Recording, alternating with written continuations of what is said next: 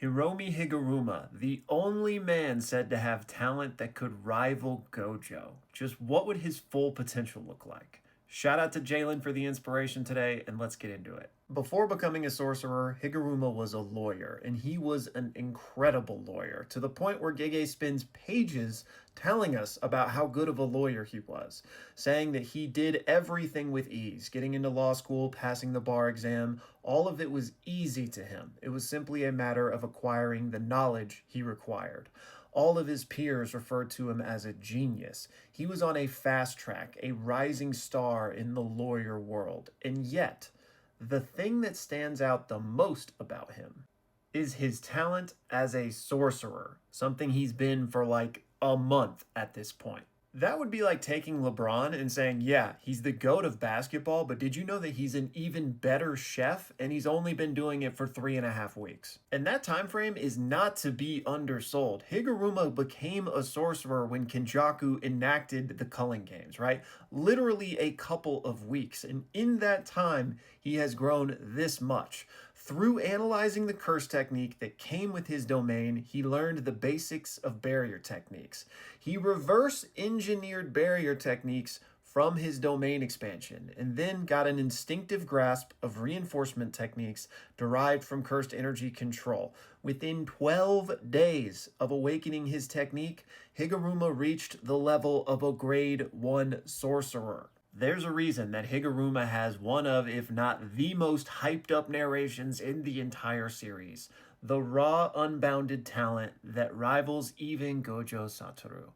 Everyone who knows Higuruma mutters the same thing. That guy's a genius. And when they say everyone, they mean everyone, because even the king of curses had to stand in awe at this man's talent.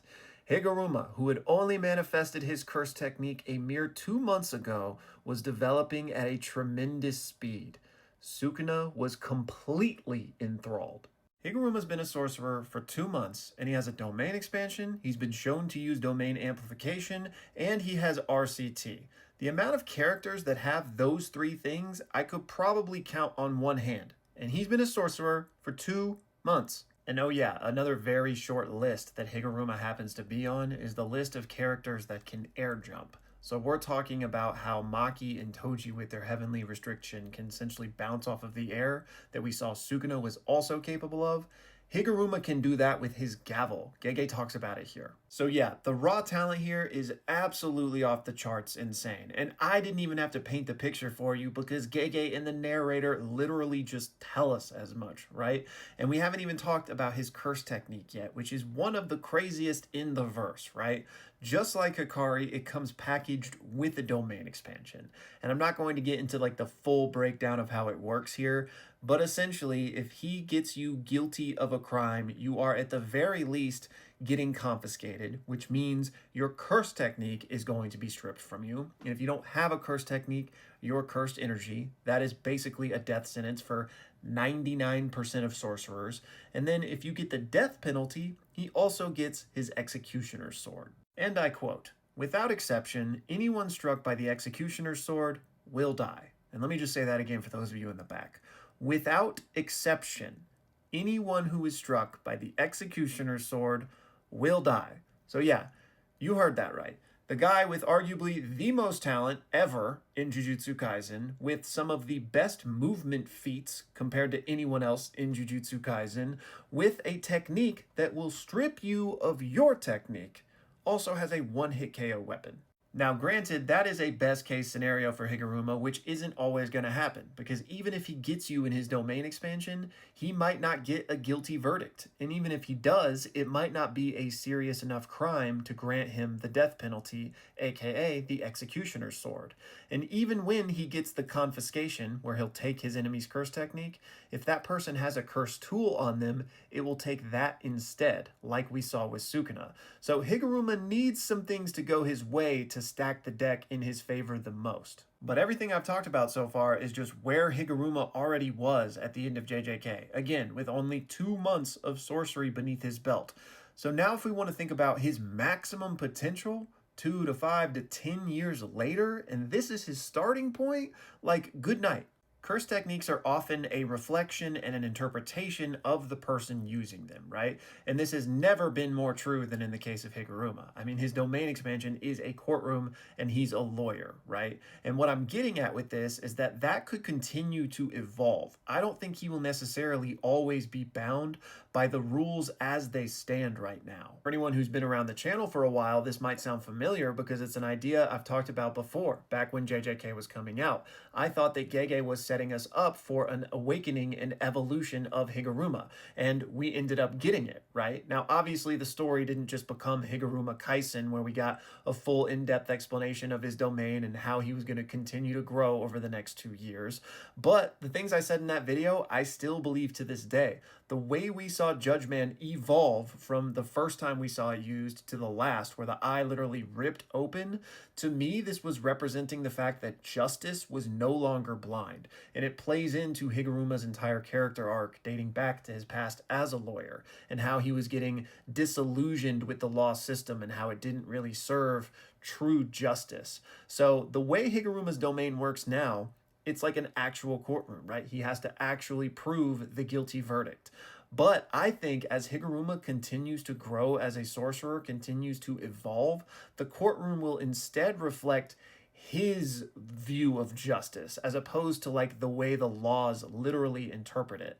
Meaning, I think Higuruma, with enough time, could basically guarantee a guilty verdict whenever he wants, because it's not based on anything he has to prove by a given set of laws. It's based on his own distinction, based on his own morality, his own justice. So if he thinks you're guilty, you'll be guilty. Now, I obviously can't prove that Higuruma is going to be capable of that, but I think it tracks with everything we've seen about his character so far. Meaning, a full potential Higuruma, assuming he gets you in that domain expansion, he's going to get confiscation and he's going to get the death penalty if he wants them. Meaning, he's got a one-hit KO weapon and you've got nothing. And then something that Jalen mentioned was what other kind of cool law-esque elements might be added to the technique. And I certainly think there's room for evolution here.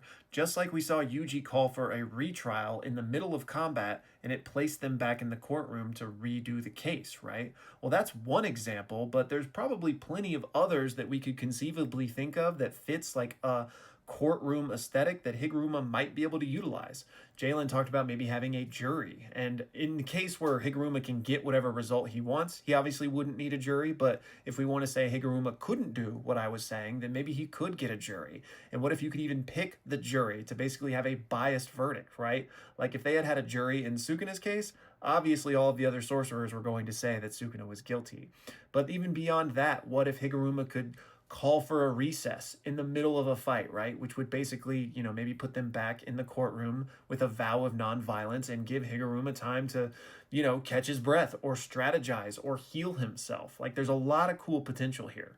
Now, something that Jalen asked me was if I thought Higuruma could reach special grade at his full potential. And by definition, no, just because we're told that special grade means you have the capability of rivaling an entire nation, right? And Higuruma's curse technique just does not lean itself toward that, right? He is a one-on-one god, but I don't think we could give him special grade designation. But if we want to think of special grade just as like the highest tier of the verse in terms of their individual potential, then yes, I would put him there. So full potential Higuruma is getting literally anyone a run for their money because he is such a great one-on-one matchup. Sure, somebody like Yuji or Megami or Akotsu might have more potential in terms of what their curse technique is going to allow them to do, but one-on-one, I don't know if anyone wants to run into him. And then, as fate would have it, I actually got a few other questions about Higuruma from Sam. So Sam, thank you so much, and let's run through these. The first one here, Sam is bringing up an observation on how characters like Higuruma and Hikari, whose curse techniques are tied to their domains, have techniques that are such a reflection of themselves, something we touched on a little bit earlier. And Sam was wondering if that's because the domain is your innate domain brought into reality, if that's why it has such a higher influence compared to somebody, like Megami with the 10 Shadows, which is just an inherited technique. So sure, he might be reflected in the interpretation of how he uses it, but it's not quite the same as a Hikari who loves gambling or a Higuruma that's a lawyer, right? And I love that. I think that makes so much sense because in the case of a technique tied to a domain, which Your innate domain isn't your soul, but it's kind of like a close approximation to it if you want to think of it, because everyone has an innate domain, even non-sorcerers. So your innate domain is a reflection of you. So a curse technique that's going to be tied to that, in that it only exists with your domain expansion, I think it's clearly going to be tied to you as well. So yeah, I love that kind of headcanon explanation. And it feels wrong to even call it headcanon because I think it might be true. We just never got an explicit, confirmation of that in the series. But yeah, right there with you. And then Sam's second question is, if Higuruma confiscates a technique, is that permanent? Because Kamutoke didn't return to Sukuna after Higuruma was knocked out, but the Executioner's sword did vanish. And that's a great point. So I can't answer this with any certainty, but I would think you could find room to see either scenario. I think if Higuruma wants to give you your confiscation back, he can. And we saw that with Yuji, right? Yuji had his cursed energy taken away, but obviously he got it back. But in the absence of Higuruma wanting to give you your thing back, it might not ever come back, even if you kill him, right? That might just be the power of his curse technique. Because the way it's presented isn't a, hey, I'm taking this thing hostage until one of us wins or loses, right? One of us lives or dies. No, it's like, you are guilty and you are being removed of this as punishment. So I think it might just be permanent, but I could also see a world where if you kill Higuruma, maybe it comes back. And again, I don't think Higuruma died in the Sukuna fight, so I don't think Sukuna not getting Kamutoke proves anything one way or the other. And then finally, Sam had two scenarios for me. The first is, what if Higuruma had confiscated Yuji's dormant shrine technique in their first meeting? And what I'll say at first is that I just don't think that's possible. I don't think Yuji had shrine yet, even though, clearly it was in the process of being imprinted on his body or whatever we want to call it. But I think if it had been there in any form, it would have been taken, and that Gege could have used that moment to foreshadow that Yuji was getting shrine or this, that, and the other, right? So I don't think shrine was there to be taken, but hypothetically, let's say it was, and let's say it did get taken, right?